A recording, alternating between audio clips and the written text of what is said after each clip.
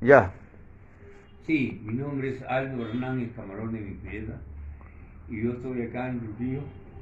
Y mi situación en este momento es muy mala. Tengo problemas en la pierna, tengo un nervio ciático truncado, no puedo caminar, no me puedo parar.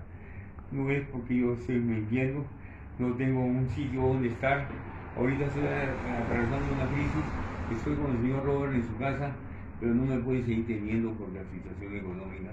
Todos trabajamos, todos hacemos, pero en este momento no puedo trabajar, no puedo trabajar, no puedo trabajar. Y necesito gente que me pueda ayudar a curarme para poder salir adelante.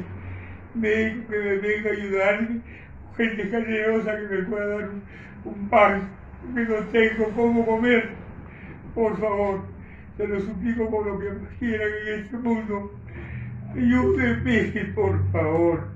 No puedo pararme y se lo puedo demostrar. Yo tengo que ayudar para pararme. No es fácil, no es fácil pararme. No es fácil pararme.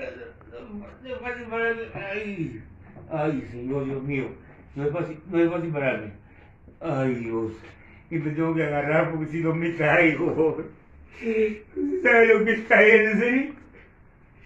Yo me caí hace una semana y no me podía parar del suelo. Sin embargo, gente indolente que estaba ahí conmigo me decía que me parara a la fuerza. Y no me puedo parar. Por favor, necesito ayuda.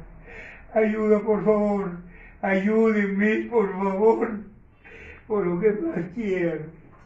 No puedo más ya. Gracias por todo. Necesito una pequeña colaboración. Lo que fuera, no interesa el mundo. Interesa que colabore conmigo para comprar medicina. Para poder comprar. Ay, ay, ay, ay, ay, ay, ay, ay. Eso es lo que yo siento. Es terrible. De un momento a otro me ha venido esto. Por favor, ayúdenme, ayúdenme.